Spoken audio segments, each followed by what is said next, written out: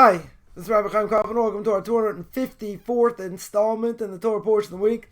We are holding by Parshas Metzorah, and we're talking about Metzorah, someone who spoke Lashon Hara against someone else, Motzi Shemra, right? Libel, right? Spoke badly against someone else. Talk about his purification from arrogance to humility. Second stage about shaving and purification offerings, offering of a poor Metzorah.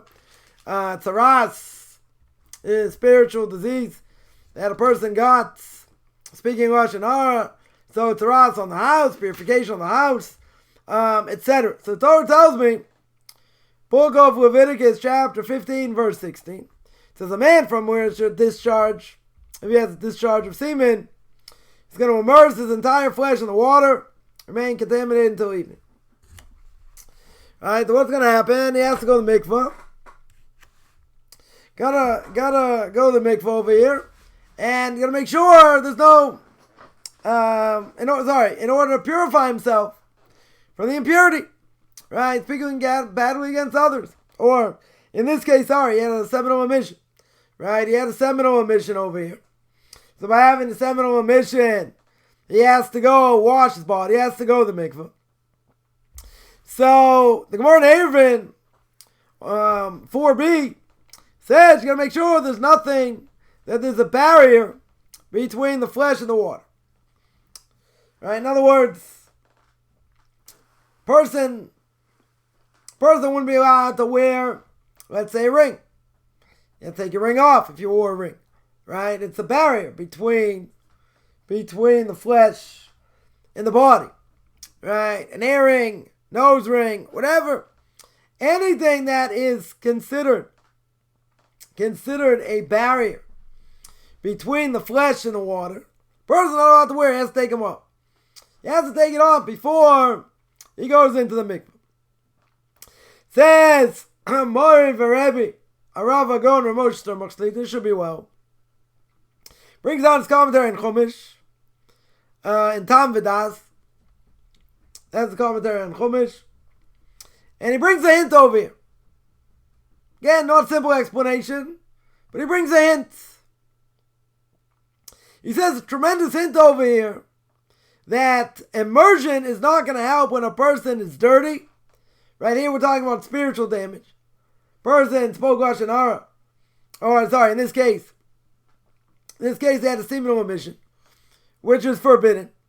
Right? Definitely forbidden. Right? Unless he's with his wife.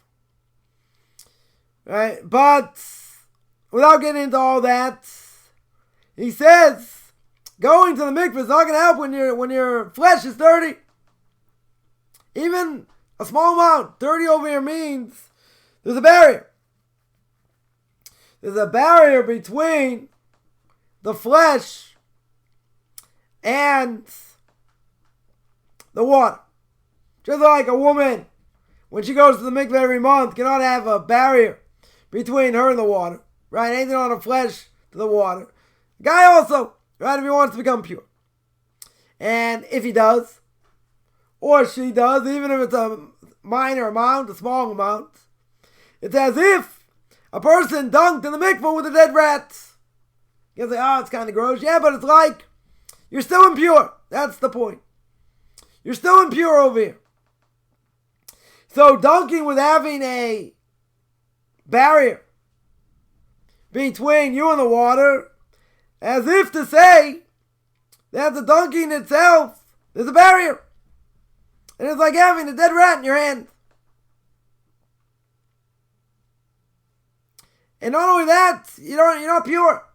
Doesn't matter how long you're in the mikvah for, you're not pure. Says the Rambam at the end of the laws of mikvahs, person, when he has intention to come, he has intention in his heart to be pure. Right? In other words, he has intention in his heart to be pure, that his body should be pure. And that the going to the mikvah, he's going to be pure. In other words, he has intention to be pure. And he goes to the mikvah.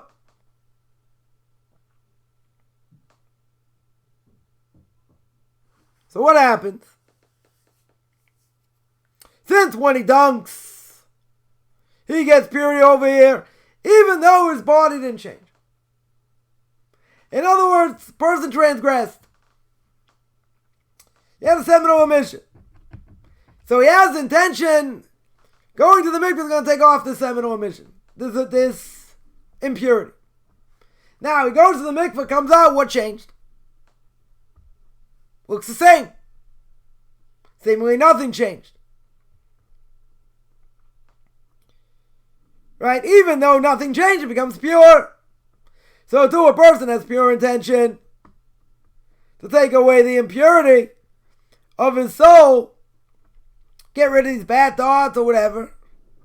Since he agreed in his heart to separate from it, then he brings himself to purity. Now, this is a pretty amazing thing. Why? Because the person has intention to be pure. And he repents. And now he comes out. Does his body change? Body's the same. Body 100% the same. But even if the body's the same, he himself is not the same. The mikvah makes him pure, but it's through his thought process. Through his heart. Get rid of these bad thoughts, get rid of all this stuff. But he's got to do something. You know, not just like a magic formula, just say it and that's it. He's got to do something. He's got to change. But why does it work? You know why it works? It works over here because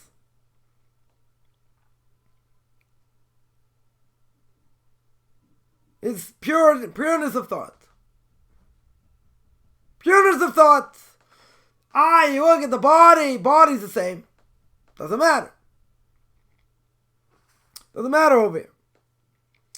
So Rabbi here says that in order to become pure, you want to purify the body, you got to separate from all impurity.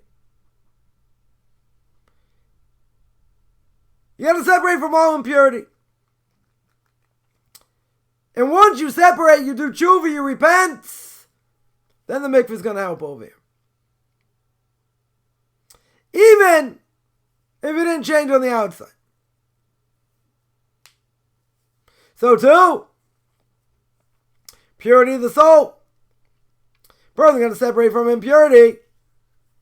He's going to separate from these bad thoughts and all that. And he's going to uproot it from himself. This has the power to change a person. So the words of Torah that he learns, going to purify his thoughts, going to purify his body, going to purify his soul. Tremendous idea. Because I would think originally that tshuva, repentance, and going to the mikvah is only going to help if there's a physical change. There has to be some sort of physical change, I would think. Because you come out of the mikvah, you look the same. Same face, same eyes. Same body. What changed? A lot changed. Rabbi here says, you know what changed? Purity of thought. Purity of thought that you wanted to change. You want to be better. You don't want to stay the same. You want to go away from impurity.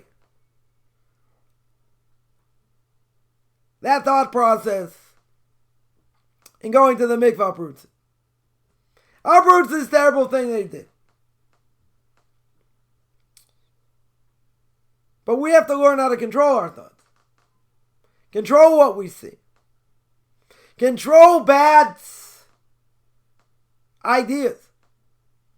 Meaning, not to listen to bad ideas.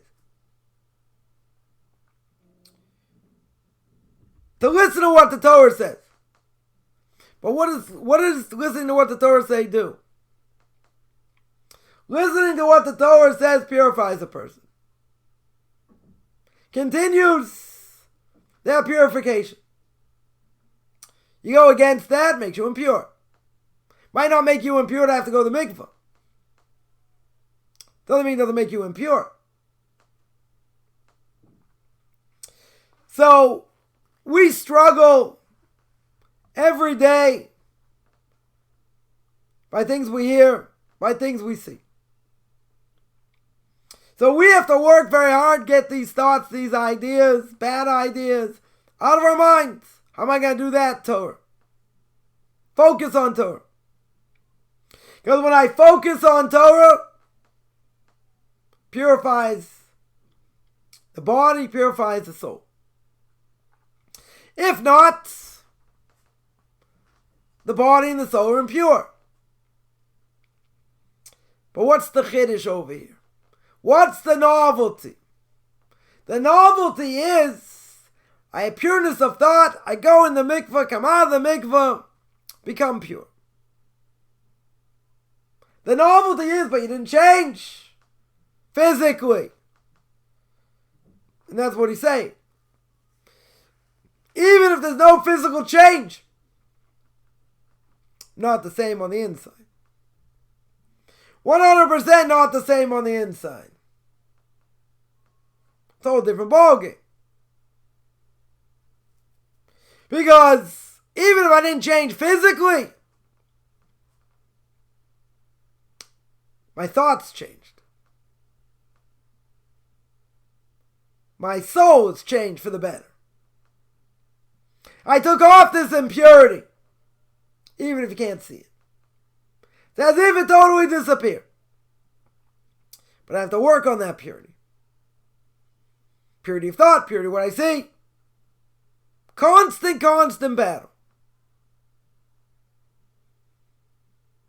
I purify the soul, purify the body. I debase the soul, make it impure. I make the body, make the soul impure also. It's a lot harder to fight. But it's not an easy battle here.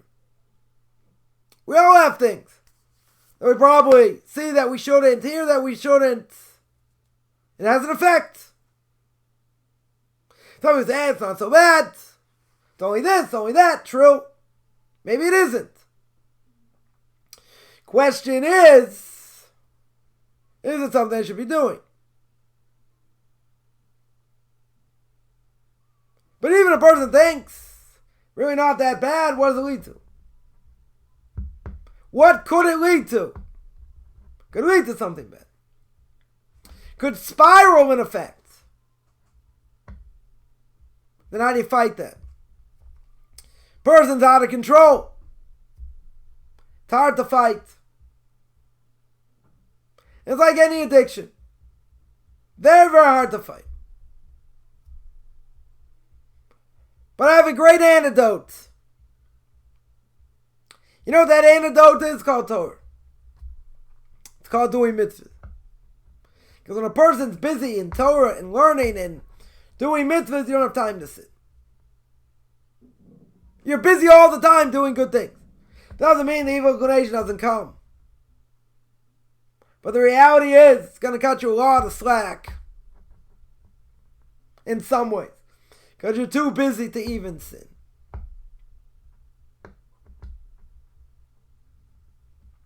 So we should all be busy with Torah mitzvahs. Doing chesed. Acts of loving kindness with others. 100%. That's what we should be doing. That'll keep us out of trouble. If we're doing that 90% of the time, we're doing very good. But don't think for 1 second the evil inclination is not going to come. He's going to make a monumental effort here or there. Doesn't matter. Doesn't matter. You got to be ready. Got to keep our minds busy with Torah. Busy with mitzvahs. Then we don't have time to do anything wrong. You say, hey, but how long can a person do that? You know, we get tired, we need to rest, okay? But we got to fill our minds and our hearts with good things. Because when we fill it with garbage, that's what happens. Takes down the body, takes down the soul. But here, how can the soul become pure? It becomes pure even if the body doesn't change. Good deeds, good things, mitzvahs, they keep the body whole. They keep the soul whole. When I veer off, different issue. But that's even though I don't see any changes. Big novelty here. Doesn't mean a person has to physically change. Got to change on the inside. When we change on the inside, that's all the difference. That's all the difference in the world. So he says we have to uproot these bad thoughts.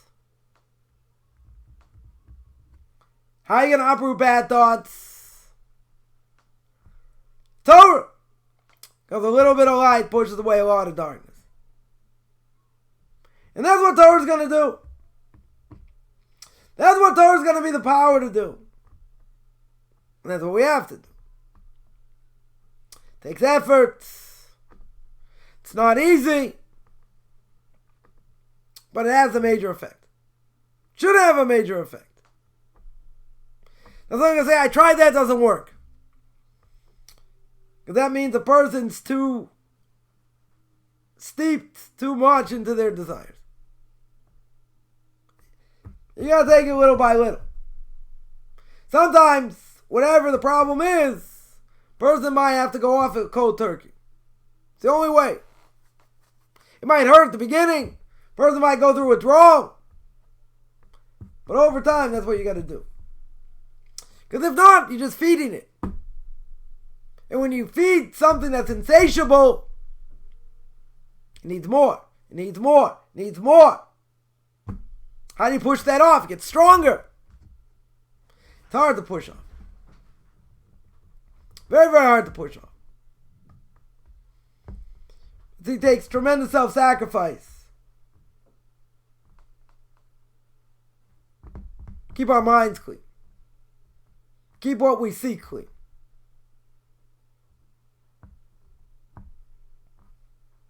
That's what we got to do. Even if it's hard. Even if we have to go against the tide. Because that squeegees out all the bad. Makes the soul pure. Or more pure. That helps us reach our potential. Because that's what we're here for. We're here to toil, we're here to struggle, we're here to reach potential. So the more we give in to our base desires, we debase the body, we debase the soul.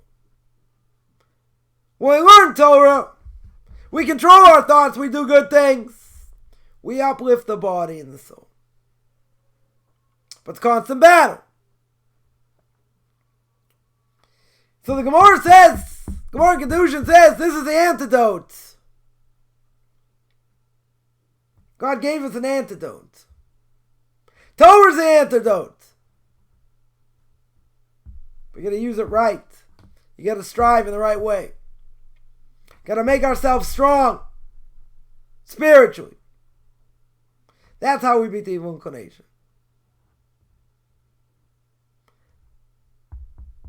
That's how we give into temptation less and less. We don't even let it get off the ground. We don't even let it start. Fanaticism 101A. Don't let anything else in. Stay on that straight path. By doing that, that's going to help us reach our great potential and be the people we can be. I want to remind everyone to give a class, Duties of the Heart, every Tuesday, 9 o'clock Eastern Time. The Gate of Self Accounting. We are Sunday, Book of Leviticus, chapter 16, verse 3. Going to be part 2, 9 o'clock Eastern Time, 4 o'clock Israel Time. Tanakh Talk, controversial issues. Every Sunday, 12:30 Eastern Time, 7:30 Israel Time. No-Hide Nations, No-Hide Laws. Every Sunday. 2:30 Eastern Time, 9:30 Israel Time. I have 2 Q&As, Tuesday and Thursday, 10 o'clock Eastern Time, 5 o'clock Israel Time. Pirkei Avos, Ethics of Our Fathers, every Saturday, 2 o'clock Eastern Time, 9 o'clock Israel Time. I have conversion classes. Anyone interested in any of this, find me on Facebook at Michael Chaim Kaufman, or Beyond Orthodox Conversion Judaism, or you can send me an email, rabbichaimkaufman at gmail.com, RABBICHAIMCOFFMAN at gmail.com.